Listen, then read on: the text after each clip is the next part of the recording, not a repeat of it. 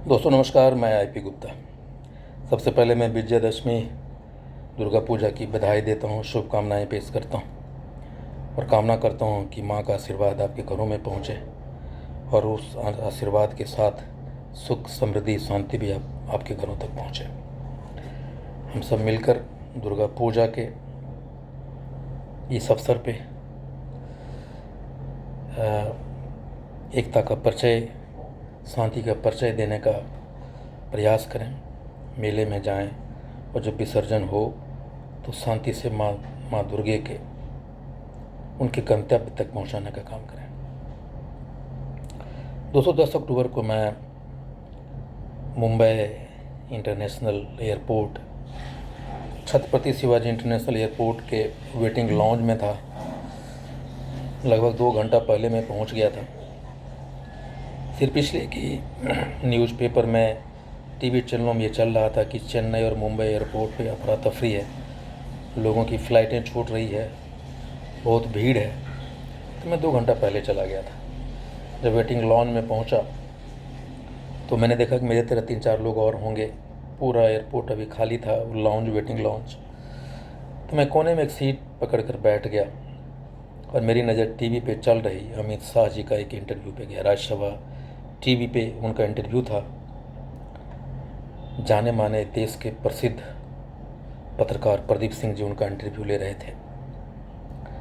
Interview देखने के बाद ऐसा लग रहा था कि प्रदीप सिंह जी ने शायद अमित शाह जी को पहले से ही बता दिया था कि कौन कौन से प्रश्न पूछेंगे। बहरहाल मैं गौर से उनका एक एक शब्द सुन रहा था और मेरा कलेजा थक से रह गया जब उन्होंने कहा कि इस देश में अनपढ़ लोग बोझ हैं, देश में अनपढ़ लोग बोझ होते हैं। मैं टीवी से अपना मुंह फेर लिया। रनवे पे खड़े दर्जनों एयरक्राफ्ट्स की तरफ मैं देखता रह गया और सोचता रह गया।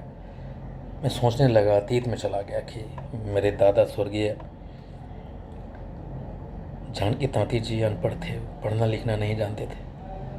मेरे बाबूजी कभी स्कूल नहीं गए, मजदूर के रूप में उन्होंने अपनी कैरियर चालू किया, राजमिस्त्री बने। उनके अनुभवों के आधार पर जब लोग उनसे नक्शा बनाने का अनुरोध करने लगे तो फिर वो पढ़ना चालू किया। 45-46 वर्ष की उम्र में उन्होंने पढ़ना चालू किया, पढ़े भी, नक्शा भी बनाए। मेरी माँ कभी स्कूल नहीं गई, अनपढ़ थी। मेरी बड़ी भाभी अनपढ़ थी। जहाँ मैं रहता हूँ उस गांव में बहुत लोग अनपढ़ आज भी हैं। बगल में पतौना मुसहरी बस्ती में लोग अनपढ़ हैं। क्या नौजवान, क्या बूढ़े, क्या बच्चे। आदिवासी बस्तियों में अधिकांशतः लोग अनपढ़ हैं। ये लंबे लंबे अटारियों जहाँ पे अमित शाह जी का घर है, मेरा है, प्रधानमंत्री जी का कार्यालय है, सब बनाने वाले, विस्टा पार्लियामेंट, जो विस्टा प्रोजेक्ट है उसमें जो काम करने वाले अधिकांशतः मजदूर अनपढ़ हैं। ये महानगरों में, नगर पालिकाओं में सड़कों को साफ करने वाले, झाड़ू देने वाले लोग अनपढ़ हैं अधिकतर। आपके मेरे घर में काम करने वाले भाई अनपढ़ हैं।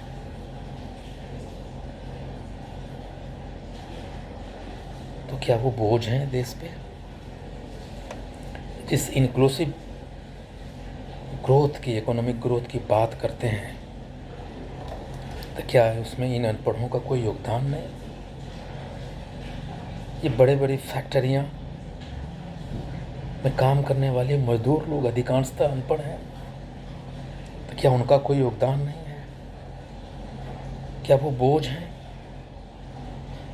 अमित शाह जी और भाजपा वालों को शायद पता नहीं कि उनके रैलियों में मरने वाले भीड़ के अधिकांशतः लोग अनपढ़ हैं।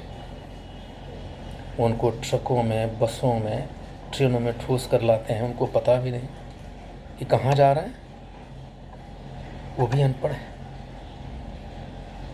आदिवासियों ने, दलितों ने, वंचितों ने, मुसहरों ने, पानों ने जो आपको वोट दिया है, अधिकतर लोग उसमें अनपढ़ हैं अमित शाह जी।